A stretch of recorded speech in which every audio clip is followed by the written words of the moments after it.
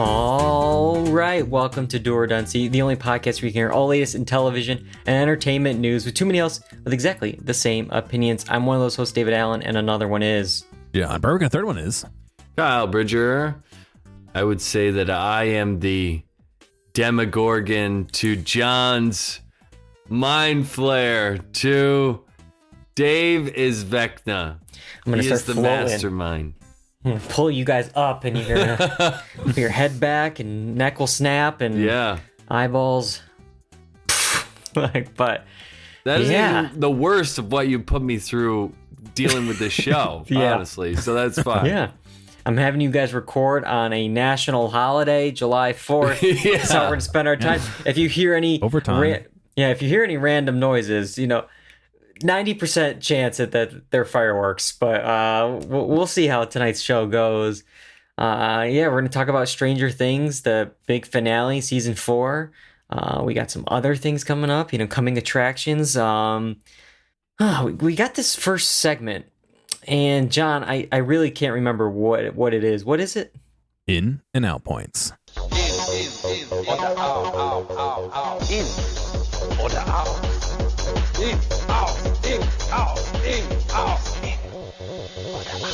Yes, it is in and out points. We're going to talk about Netflix's biggest show later on tonight in the podcast, but we're going to start off with something related to Netflix.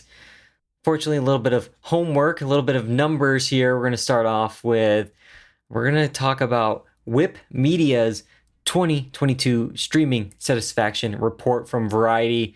Last week it came out that Netflix actually ranks last among streamers for perceived value, but it's still the number one must-have service.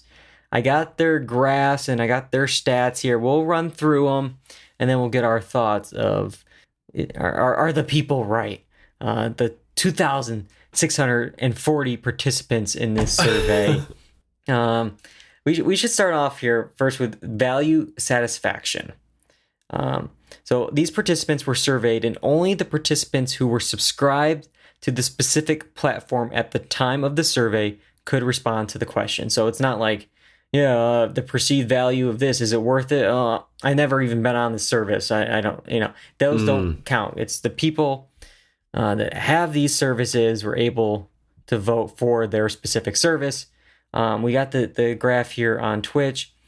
HBO Max led with 85%, followed by Disney Plus with 83%, and then Hulu with 79% in value satisfaction. The bottom three were all pretty neck and neck.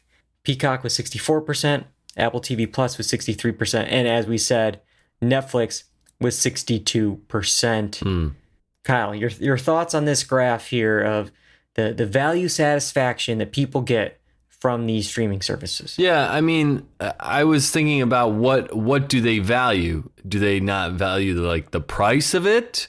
Do they feel like they don't get the content for the price that they're paying, or do they feel like they're not valued they're not getting the content they want to see, so the content stinks? So I don't know in which direction. I think Netflix has gotten extremely expensive for the content that they're pumping out. And if this is any indicator of that sentiment, I just think it's no secret that Netflix's, catalog has gone quite down, and even their original content is not that great. So I don't know. I'm not surprised by this at all. I definitely agree with you with the content versus quality, or quality versus quantity conversation with Netflix.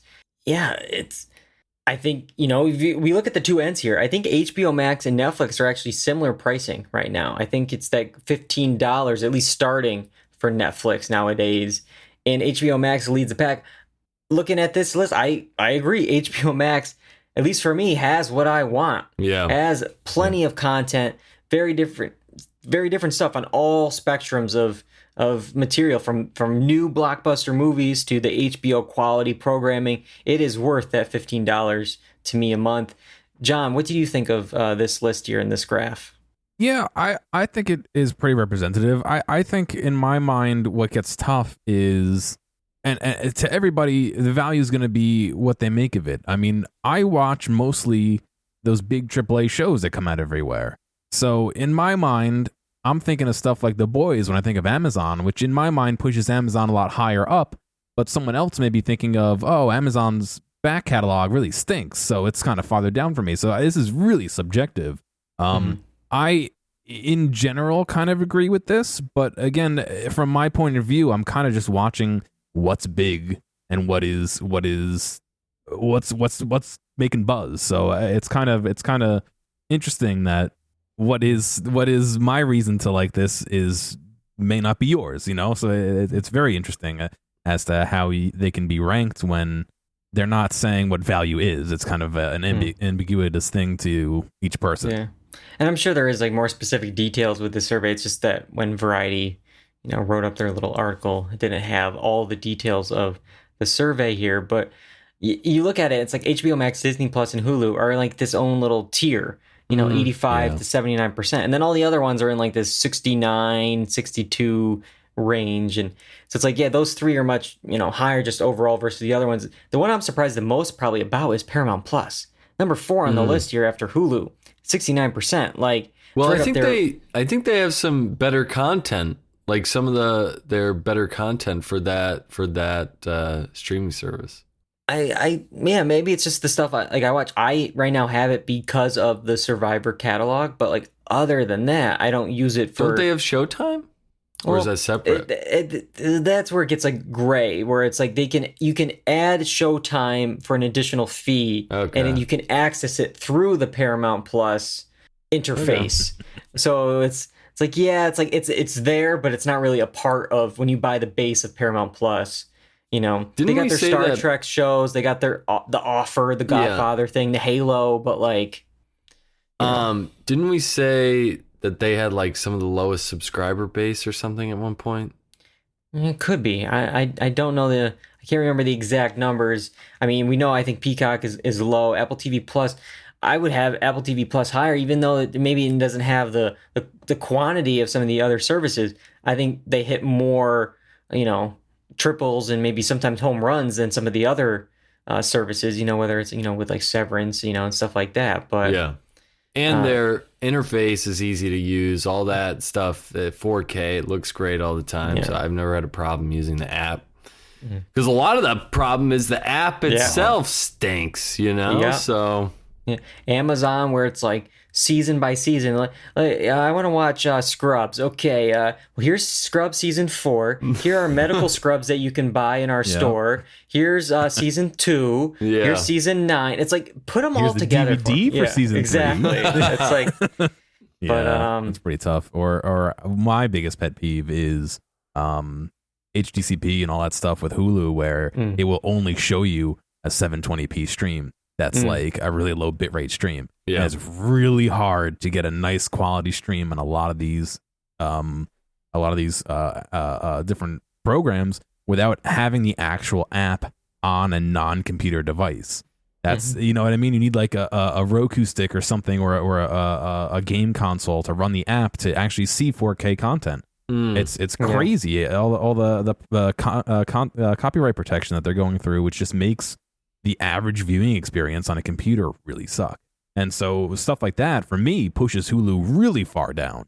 And then of course their ads and having to pay more for no ads and all that stuff. But that's it's I don't know, it's a many-edged sword, because those things are not part of their catalog and what they're producing. Those are more meta observations that I have. Yeah. Well, John, if I ask you if you could only keep one service, that was the other question. If you could only keep one, which one are you going with? Because for the survey participants, they still said Netflix number 1. You can't live without it.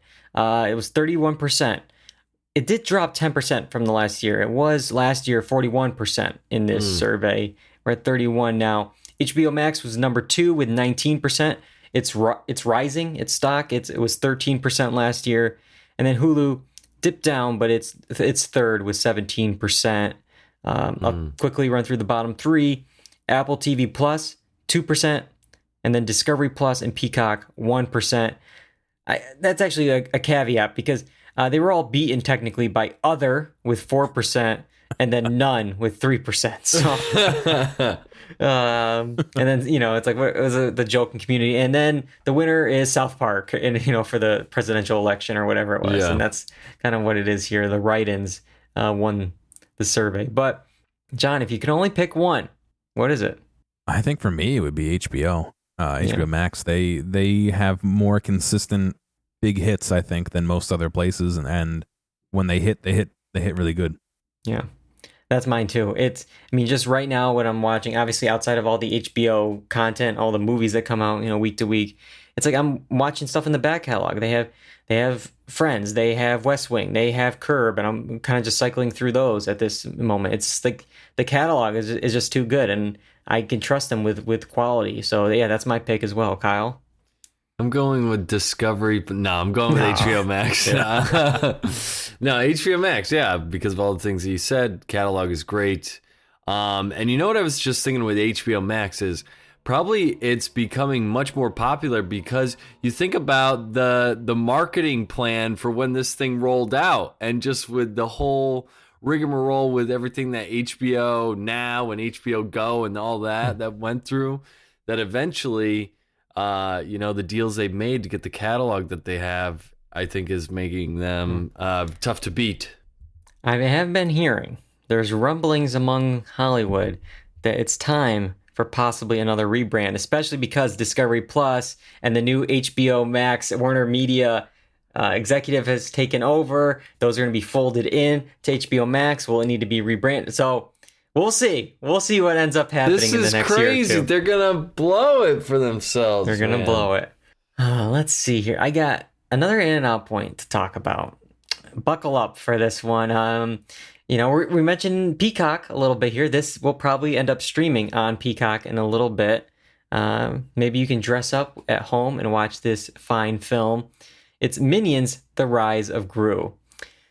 We'll first talk about the box office of this, and then maybe why it's so popular this past weekend. Along with becoming the first animated film in nearly 3 years to post a $100 million plus opening weekend, Minions: The Rise of Gru earned the highest ever for a July 4th weekend domestically, with an estimated $125 million over 4 days. Highest for animated? I believe it's just highest for 4th of July weekend. I think Wow. it was like a Transformers film was like at 115 or something, but at some Gotcha. point. Wow. But so it had a good July 4th. One reason maybe behind the film's success, the memes. Yeah. The TikTok meme hashtag Gentle Minions has been gaining strength throughout the long holiday weekend as mostly male Generation Zs have showed up at cinemas in dress suits and scarves, the go-to uniform of the supervillain Gru, to watch the latest entry in the Despicable Me franchise. Some of the videos have been posted on social media, even show the crowd bowing to the Minion standees situated in the lobby. I know John said he was out this weekend, but were you one of the gentle minions at the Rise of Gru, John? No, I unfortunately I left my suit at home when I went on vacation, so I had to see it in plain clothes. Yeah. Darn, yeah. And Kyle, this is your film here. Are you excited for this gentle minion army? I am excited about it. Who knew something this stupid going viral could pay dividends for me? But yeah, it's working out. And let me tell you, I wasn't one of the gentle minions, but this is a wild little trend here. This is just so. I gotta watch it because they're gonna take over the dual redundancy account and maybe boost our numbers or bring us down or whatever. But it's just, if that's how you want to spend your time and money, go ahead. Why not? I don't get it. Have fun. Go Think ahead. of worse things to do, man. Yeah. According to Post Track, which kind of finds out who's actually going, the demographics and stuff like that, they said 34% of this opening weekend audience is between the ages of 13 and 17 years old. That's unusually large showing of teenagers for an animated film. Despicable Me 3 was just 8%. So we went from single digits to a third of the audience being teenagers. So there's something going on here. And while it is funny, there has been some issues with this. A couple bad seeds have ruined it, for other people.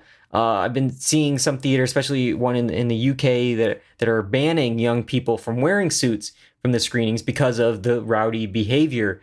I mean, this is a kids movie. Like, if I was a dad bringing my whatever 5-year-old to watch Despicable Me, and I have these teenagers, throwing things during the screenings, cheering in a mob in the aisles and in front, just making a whole big spectacle.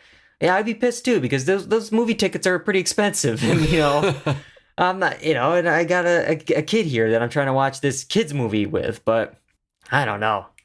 It's just wild. Yeah, it's pretty wild. It's wild that it gets that crazy there at the theater. It's a mosh pit. They wanted the theaters back, baby. We're bringing the theaters back this way. Back. And Universal Pictures so far, I guess, seems okay with it. They're tweeting, quote, "To everyone showing up to the Minions in suits, we see you and we love you." They love that money. Yeah. They love that money. That's Thanks what it's all about, pockets. is the money. Let's talk about the money. So we got our little box office draft here. We're about halfway through the season so far. So I figure it's a good time to check in to see where the numbers are going. All my films have been out, man. That's scary to me. All your films have been out, Kyle. So your films, you had the first pick in the draft: Doctor Strange 2, Minions: The Rise of Gru, and Lightyear. Doctor Strange 2, 410 million. Minions, we're going with 108 because this is as of July 3rd, so the estimates of today are a little off. So you're cutting me out of some money, is what you're saying? Yeah, for a little bit. We have today. more gentle minion armies coming. Well, technically, all these films would have a little bit more because none of July 4th is in it for any of these films. Okay. But Lightyear, about the same, even though it's been out for an extra week, 105 million. Meanwhile, John, this is the story. Jesus. You had the third pick in the draft here, and you are right now leading Kyle by a little bit, but still, you have Top Gun Maverick with $564 million, and then That's Elvis wild. there with 67 million. And it's 4th of July today. Yeah, I mean, it was last week when it was like out for like 5 weeks or whatever it was. It almost like the initial tracking said it tied with Elvis, which was his first weekend. His fifth weekend, crazy. That's insane, and it's going to keep playing throughout the summer. Tom Cruise is not going to let this thing go to Paramount Plus or whatever. You got to admit, John, there was no way. Like you thought it was going to do well. That's why you picked it. But there was no way you thought I was going to do this well. You got to admit that. No, I didn't know I was going to do this well. I thought it would do well, and I especially thought it was going to do well because of Mission Impossible, which I was wrong, because I know the previous Mission Impossibles, I thought this, for some reason, I thought the previous Top Gun had done really well, which it kind of did, but I had messed up my Tom Cruise movies, but it's still wildly better than I thought it would be. This is his biggest movie ever. Yeah. And getting to the list of like the top, 10 or 15 movies of all time domestically. Like this is huge. This is a big movie. So this is definitely a steal at number 3. Here's the thing. You still made $331 million with Jurassic World. Who are these people going to see this movie? This thing stinks. The gentle dinosaurs here, I guess. I guess. Dressing up as a T-Rex. Oh, the inflatable T-Rex outfit, yeah. Yeah. So I got Thor coming. I still got 2 films coming this summer. I got Thor coming this weekend. I'm hoping it does well. I don't think it's going to hit that 410 of Doctor Strange, but hopefully it will at least give me 200, 300 million to compete with you guys. Well, if you make 300 million, I mean, DC League of Super Pets could make another 100 million, but I've got to hope for another more couple hundred, a couple hundred more million in minions. I don't know if that's going to happen. I don't know. It really comes down to the Lightyear here. And I remember I saw your list. I'm like, man, Lightyear is just gonna play like a Toy Story, and you got Lightyear and Minions, like the double force of that is just gonna take us all down. But something happened with Lightyear, and it just underwhelmed that first weekend. Like even estimates were low, and it was only 51 million, which is like one of the lowest for Pixar ever. And there was a lot of talk like after the weekend, it's like, what went wrong? Are children and families just not going back? They're not ready. It's like, well, Sonic 2 did well, and clearly Minions are doing well, so that's not it. To me, my theory is what I think is, the last 2-3 years, Disney has released all these Pixar films on Disney Plus. So, like, if I was a parent, it's like, okay, well, if this is just going to come to Disney Plus in a month, just like the other ones, I'll just go to that. Like, it's just, it kind of like weakened the Pixar brand a bit, not making it an event. Yeah. Meanwhile, Minions, it's going to be on this, and maybe, I don't know, I think it's like in, 45 days or 2 months, it's going to go probably on Peacock. But like, maybe not many people associate that connection, but everyone associates this connection because of Luca and Soul and Onward and Turning Red and all those films. Yeah. But I don't know. I don't know what happened with Lightyear, but it was a miss. But yeah, I mean, obviously Doctor Strange's doing well, Top Gun's doing well. There's been a lot of money so far across the board. Yeah, John still has Nope. Yeah, there's a lot of stuff going on. This is gonna be interesting if John with the third seed can win the whole thing. It's Upset. possible. I think I did it one year in the third slot, so it's possible. But all right, well, we're talking a little bit about movies. We're talking a little bit about Disney movies. We got another Disney movie to talk about here, a Legacy sequel. In order to talk about this and a few other projects, we have to go to the movies and we have to go to coming attractions. Here are some exciting coming attractions. All right, let's start off with Hocus Pocus 2. It's been nearly 30 years since the Sanderson sisters first graced our screens in the original, but now on September 30th, they are back in this new Disney Plus film. All right, first let's start off with what is your association with the original Hocus Pocus, and are you excited for Hocus Pocus 2, John? I saw this so long ago that I don't remember a whole ton about it. So I think I need to go refresh myself on the first one before I get excited for the second one, unfortunately. But I know that this is something that a lot of people really enjoy. So I can't imagine that it's going to be anything small. Yeah. It's going to be big. It's going to be a Disney Plus, though, film. It's not going to be in the box office. Kyle, are you going to be watching Disney Plus opening weekend? I'm going to be honest. I've seen Hocus Pocus a couple of times, and each time only in parts. So I've seen like most of Hocus Pocus, but not all of it, and not all at the same time, if that makes sense. So I hear you. It's kind of all over the place, but I do know that people love this movie and are crazy about this movie. It's like a cult classic, I feel like. Especially our generation loves it. So I imagine the event will be big. And yeah, that's my association with Hocus Pocus. Yeah, it definitely is a cult hit. When it first came out, mixed reviews. It actually lost Disney money, $16.5 million in its theatrical run. It lost Disney. For some reason, it was released in mid-July. Maybe was part of it. I don't know. But it became a hit on home media and cable, and obviously very iconic with our generation specifically. I don't know about this new one. Obviously, it's like the quote, Lorne Michaels, but like, why now? Like why?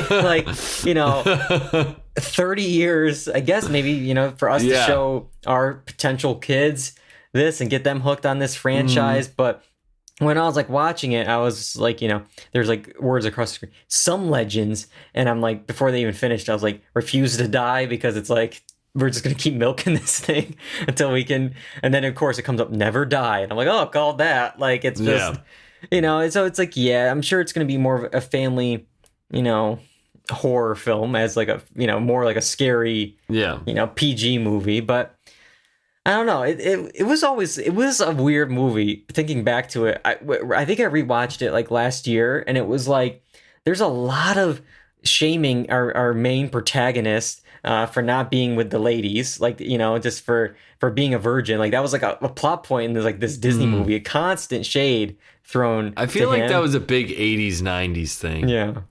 And it's, again, he's what, 15 or 16? Like okay. Yeah, he's behind, dude. Yeah. No.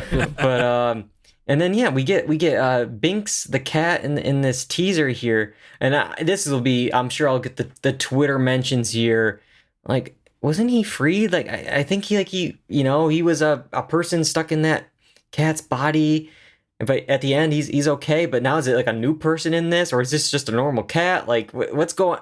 I got a lot of questions, or is it just because we got to show the cat because the cat's a character? So, but we got some classic characters. Obviously, the original trio are back, and then we got some new faces. We have Hannah Waddingham from Ted Lasso. She's going to be playing a new witch.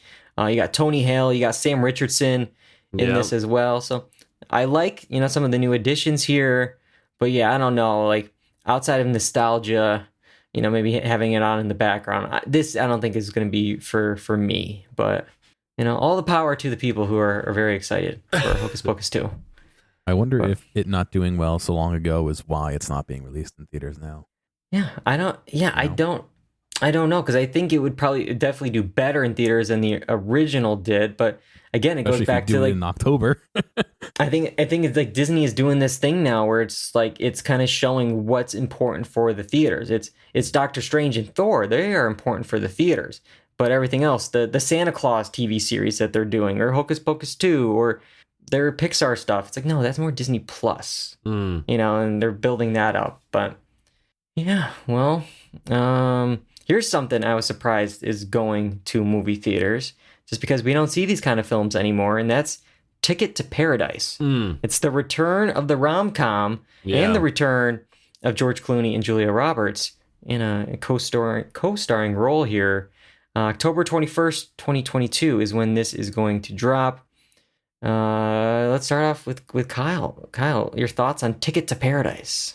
Yeah, I was just interested to see that this type of movie was going to be made. I mean, bringing back some old guns here to revitalize the genre. When I was watching the trailer, I was like, this is hitting just like all of the beats, that you would typically see with this kind of movie. Although just a horrible premise. We're going to ruin our daughter's wedding. What a horrible idea. Unless this guy really, really stinks. I don't know if I can go along with that. He seemed like a nice guy from what we saw in the trailer. Right? But what a wild premise. But I mean, I think this could be one of those movies where it's just okay, but you're going to see it everywhere on cable TV. Yeah.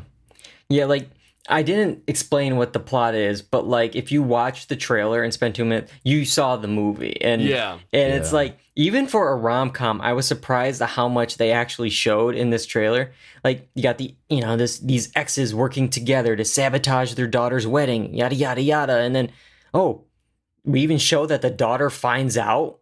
And then they're getting along towards the end. It's like, this is the movie. I saw it. I'm sure there's other hijinks along the way, but like, it is wild to me. I saw a lot of people excited for this, and love a good rom-com. I did a senior thesis about rom-coms. Like, I like the genre, but it's interesting for like, somebody like Clooney, who I feel like never works anymore. Feel like has his whatever tequila brand or whatever he's doing. Very interesting seeing him in this. Yeah, so it's out like of nowhere. Yeah. So like, what was it? Just wanting to work with Julia again? Was it a vacation in whatever island? It's like, but even still, he could probably have bought the island with the money he has from his various projects. So it's just like, but Caitlin Dever, who's great in Booksmart, and very good in Unbelievable, in a more dramatic role. I like that she's in here, but. Yeah, it seems like fun, but it seems like one of those ones that maybe I'll be waiting for the home release for this. There was not rush into the theaters for this type of movie. Not at $20 a pop. Sorry. Yeah. There's one more thing I want to mention. I see if you guys noticed it at the very end, the title card here. I don't know the agent dealing that went on behind here, but for Julia Roberts, to be second. But then slightly above George Clooney. Because, like, this is not, graphic design wise. Like there's It no doesn't reason for look this. good. No. No, it looks terrible. So it's like, okay, yeah, George can be first, but I gotta be higher. It's just like That's crazy. like I don't know what happened here, but I just think it's like a funny little like. It looks like a mistake. Yeah, Yeah. it does. It just, it looks so weird. Yeah, it looks off that her name is just slightly higher than George Clooney, but oh well. Our next coming attraction involves something kind of similar in vein. Instead of this movie about a ticket to paradise, it's a TV show called The Resort. It's going to be dropping on Peacock on July 28th. It's about a married couple that is on vacation, and they're pulled into an unsolved mystery of two missing people from 15 years ago. John, what did you think of the trailer of this one? I think of the three, this is the one I'm probably most interested in personally. It looked interesting. I mean, yeah, you have the clues laid out where they're finding, I think they find one of the people who's missing's phone, and they start getting into the action. I don't know. It didn't reveal a whole ton, but it was enough to make me say, maybe I'll check it out. I think this would be a good one to check out the pilot and see maybe if there's a little bit more meat on the bone as far as what the premise is, and then decide from there. Yeah, definitely. And I like the kind of cast and crew, the roster of people. You have a writer from Palm Springs. You have Sam Esmail of Mr. Robot as an EP. That's probably it for his credit, if we're being honest. But he's at least involved as that. And then you got the cast of William Jackson Harper, Kristen Milotti, Nick Offerman. So I like the people in front of and behind the camera. So I'm into all that. I'm worried anytime when it's kind of some kind of mystery island show. It's like a mix of White Lotus and Lost here, and there's a little bit of shade they even threw in. I think specifically at Lost, where it's like, well, there has to be answers, otherwise, what's the effing point? I saw what they did at the end there. Okay, Kyle, what did you think of the Resort trailer? Well, there's fireworks going on behind me, so that's what they Okay. think about it. But I would say, yeah, that I'm most interested in this. It was hard to get the tone of it because in the beginning it seemed very much different than the fast-paced music that we have at the end and the sharp edits.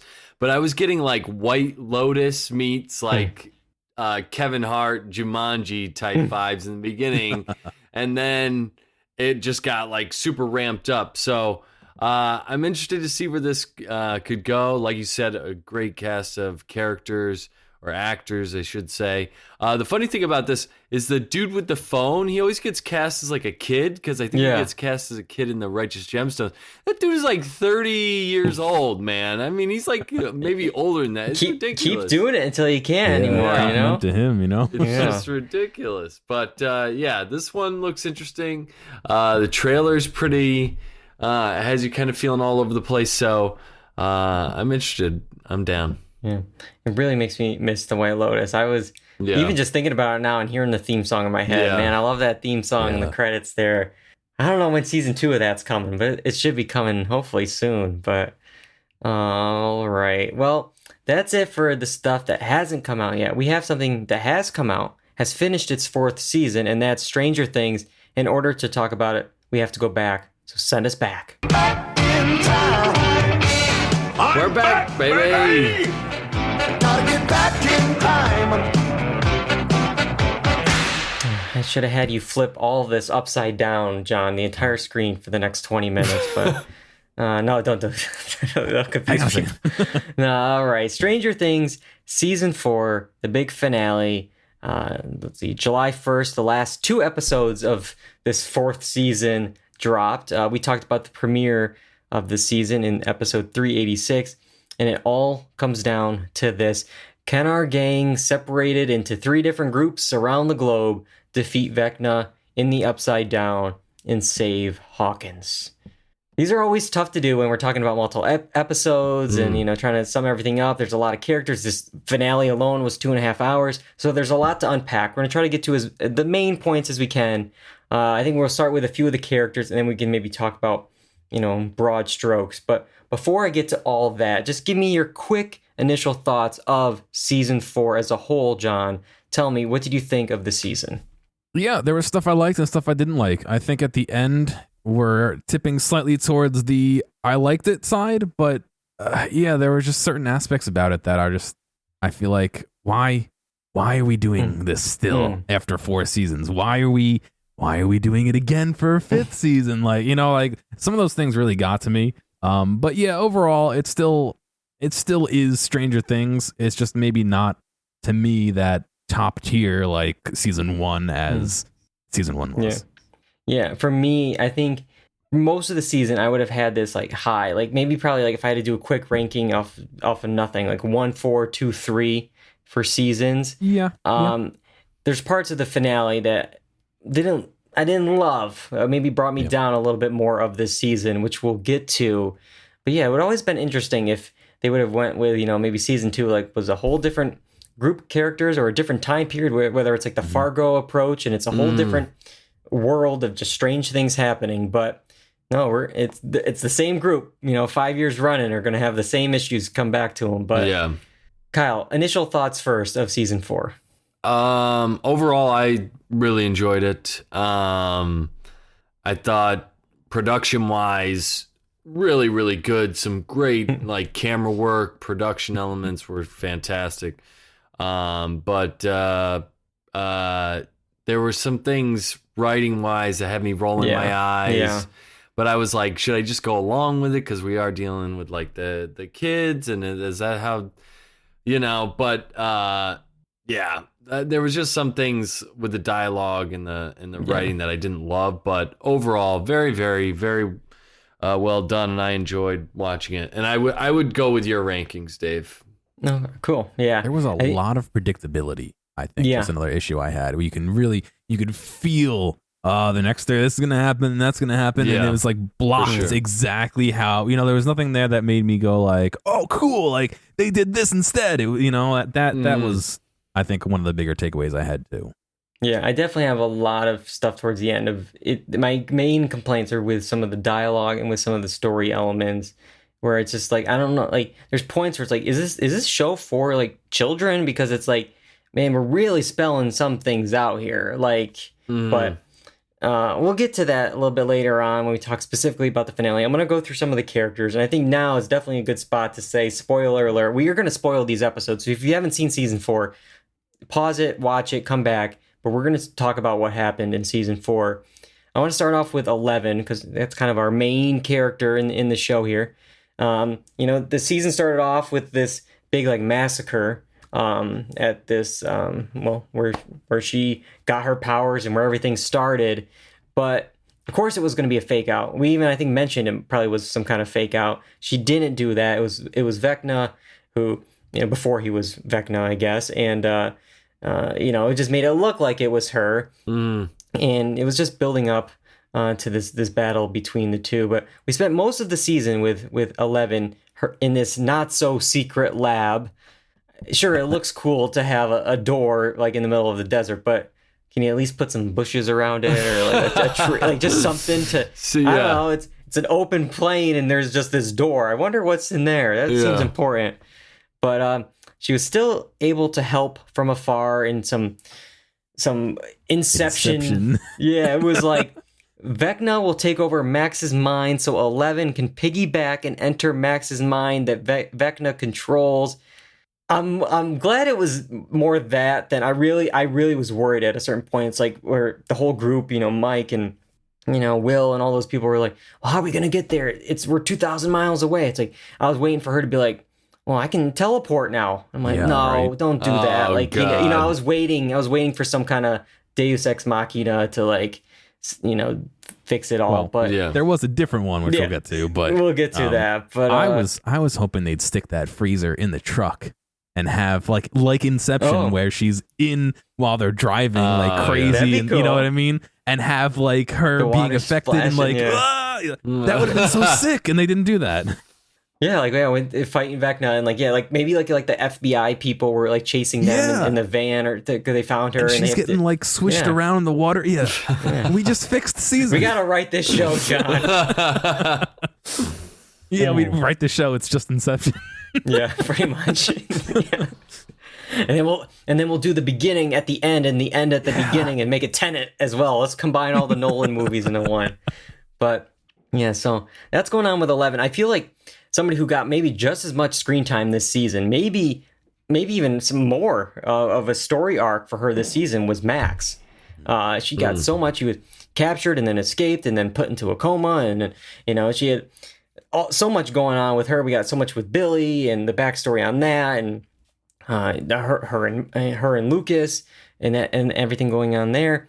But she had a very special song to kind of snap out of Vecna's trance, and that was Kate Bush's "Running Up That Hill."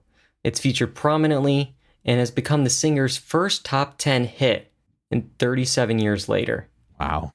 And now she is the sole owner of the hit, having written and recorded the song herself. She has the rights. And CBS is reporting that according to Illuminate, the song has earned $2.3 million so far in royalties.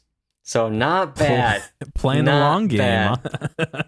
I'll take it. $2 million for something you did about 40 years ago. Man, so first, I guess I'll ask you guys, would you guys have a song? What's your song that would snap you out of a trance and save the day? Is there something that, Kyle, you're the music guy. And snap me out of a trance? Yeah, what is it? No? I don't have one. I don't know. This is too short notice for this. But I will say, I do have, if I was a relief pitcher in the major leagues, music I would run out to. Okay, what's that? It's shoot, I lost it. It's by Justice. It's called Genesis by Justice. Genesis is going. Yeah, okay, yeah. I can see that. How it starts out, where it's like dun dun dun dun dun. It's scary. Yeah. Yeah. Spotify did a thing, you say like what song would be yours or whatever, and they made like a playlist, and I this wasn't in my list, but it was Ooga Booga song. I don't know if I have it here, and I'll see if I could play it for a second. This would, according to them, would be mine. But John, do you have one? According to Spotify? Yeah, this one is mine. 1, 2, 3.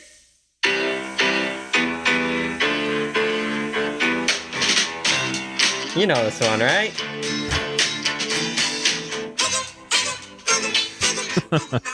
So that's mine. Maybe they will get about 2.3 million off of that play on Do or Redundancy, but no. John, I think yours would be the Do or Redundancy theme song. It's burnt into my brain after almost 400 episodes. Yeah. I was gonna say that, or in. Oh, yeah. But yeah, Max got a lot of screen time this season. I think people like Mike got a lot less for Finn Wolfhard. Yeah. One I was actually surprised with. I had my thoughts of him of season 2, his character, like it's kind of like the Justin Bartha character of Will, like him being like, why is he really part of this group? I will say the actor, there was a couple scenes this season that's I thought he's gotten a lot better. And while his haircut is very distracting, there was some very emotional stuff going on with his brother, with his sexuality. So A+ to him for this season. Yeah, because I was gonna say Will didn't get jack. He got like that 1 or 2 monologues, and that was it. And that was really it. Yeah, I think this cast is just way too big. Yeah, it's just way too big. There's so many stories. I mean, the episodes are 2.5 hours, and we're complaining that they're not giving enough stuff to some of these main characters. And go ahead. Good. Yeah, but I was gonna say, even his brother there, Will's brother, forgetting his name right now. Did he have more than 10 lines this season? Yeah. I don't know. But well, let's talk about the finale. Let's really dive into this finale, because I'm going to admit I was kind of let down by this 2.5 hour epic that they promised. There was a lot of monologues. There was just a lot of, I feel like, distractions, whether it was just like bats. Here's a jock that's villainous. It's just like a lot of things like obstacles. And it was just, and then we built up all this stuff, and I'll really get to it in a little bit here. And then it just kind of is like 2 days later. And it's like, oh. Yeah. Yep. That was weird. It's like, did we really get anywhere? Did we really end this? I mean, you have, of course, the villain, Vecna does the classic villain thing of, Nancy, I'm gonna let you go. I want you to tell Eleven my plan exactly, and then get back to me and I'll take her down. It's like, or just kill Nancy now, or just do this now. But no, you gotta build up to it. And even 11 was a little bit guilty of this because she had the thing where she has Vecna up, but no, I'm gonna slowly turn you around so you know it was me who did this. It's like, or you could just knock down a helicopter. Let's just throw him across the room right now. Like, let's get this over with. But of course, it's television. The egos get involved, man. They're like, take a look. Look what I just did. I'm more powerful than you. Ah. Yeah. But I guess they got Vecna, but not really. I mean, they hit him with a Molotov cocktail, and they just sit around watching him burn. And it's like, I don't know, start shooting. Throw another one. Shoot him in the head. Take the axe to the arms when he's on the ground. Let's do something. Instead, let me just see. Okay, he's getting up. Okay, now I'll do something. It's just like, and he falls out the window. The body's gone. We get this red split earthquake thing, and well, he's still out there. So you let him go. Like, oops. Well, he's just a general for the greater thing, right? Yeah. So he's maybe his essence has seeped back into the original creation, whatever it is. Yeah, it never ends. There's always a bigger and bigger bad. But to me, it was just so weird to see this kind of battle and this like lead up and all this anticipation, and then it really just, I felt like, ended. Yeah. And then when I got the screen where it says 2 days later, I was like, what? Like, where do we get? And then everyone, it's just that kind of, I really like this season. I feel like, and then this moment kind of really kind of tarnished a lot of the goodwill I had up until this point. And we get this news report that it was this huge earthquake, and you mention it kind of that it's like a doorway to hell that was opened up by the satanic murderer of Eddie. But it's just like, we cut to the Wheeler family and they're acting like it's just a normal Tuesday. And they're just hanging out, and mom's giving the box to, the daughter. Oh, here's a little stuffed animal from your childhood. And then the pizza truck comes in, and it's just like, oh yeah, my missing son. I forgot about you. Where were you? It's just like, you weren't worried the last 2 days, like calling or... Yeah. That's where I was just like, even the characters are forgetting other characters in this show because the cast is too big. But, yeah.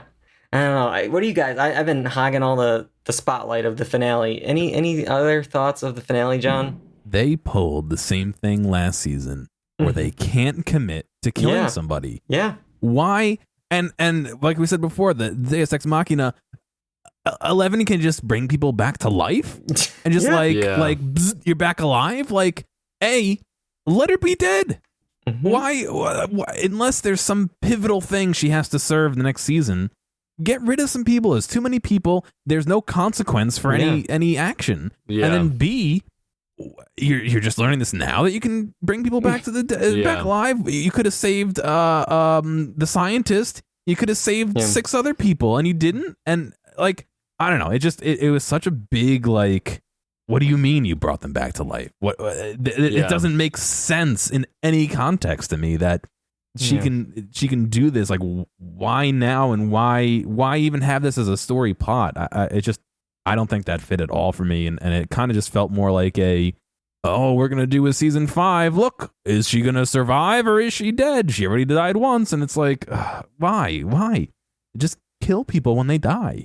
Yeah, that was my next point, where it's just, I really thought we would have lost someone kind of like more meaningful. Every season, it's always just like a side character or like some new addition. They introduce, Yeah, it's like, okay, Barb, or Joyce's boyfriend, or Billy, or Eddie here. It's just like, and I just feel like there was so much other foreshadowing. Like, sometimes they really hit us over the head with it. Robin was telling Steve at one point, it's like, it might not work for us, work out for us this time. This may be, too much. This may be our final time. And that was after Steve gives this big speech about, I want 6 kids and I want this happy future. And it's like, oh, they're setting this up here. Yeah. But no, Steve, of course, is going to be fine. It's Eddie who we're going to lose. And they spelled that one out for us. It was like, not only do we see him say, oh, we're not heroes before the battle, the show flashes back to that moment right before his moment of heroism. And it's like, this is in the same episode. I don't need a flashback of him saying that 30 minutes ago. Yeah. I just saw it. Like, you're really spelling it out for us here. Oh, I'm not a Episodes are so hero. long. Yeah, maybe. And also, it's like, were you really that heroic? I mean, you were kind of hitting bats. Like, I mean, I guess it's helpful, but like, you didn't really like dive in front of a bullet or like, Are the bats going to get back to the other people that quick that you have to spend 2 more minutes? And like, you know what I mean? Like, I don't know. It took the bats so long to get there that he could play an entire Metallica song that it's not going to take them 2 seconds to get back and to attack. Like, I don't know. It felt very weird. Yeah. I don't know. Yeah. Kyle, are you going to miss Eddie? No, I originally, I think I said I found him annoying in the first place, but I mean, I found him less annoying at the end, but I wasn't like a lovable character for me. Yeah. And also, I just love how the fact that people watch the show and they're surprised that, that it's just the outside characters that are always going to end up dead. It sucks. Yeah. Well, it doesn't suck. It's just like, What we're are the used stakes? to it at this point, you know? Yeah.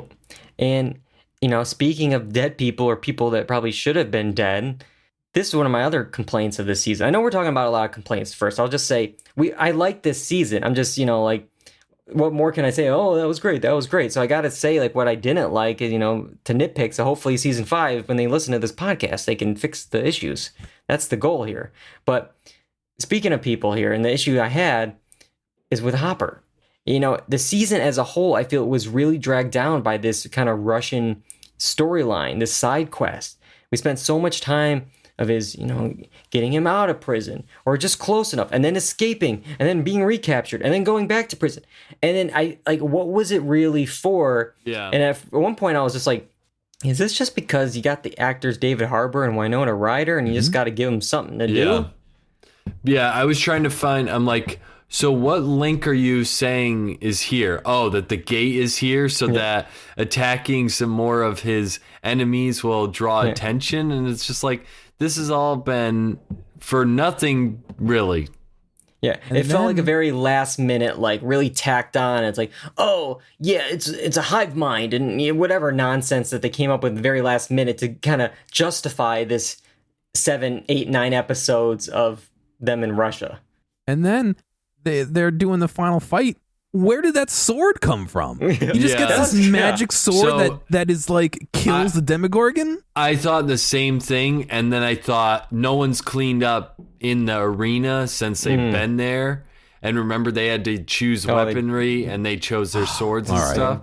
But That because makes I more thought the sense, same but- thing, I'm like, where's this sword coming from? Because I was baffled too, and then I was like, wait, they did. No one like cleaned up the area, I guess.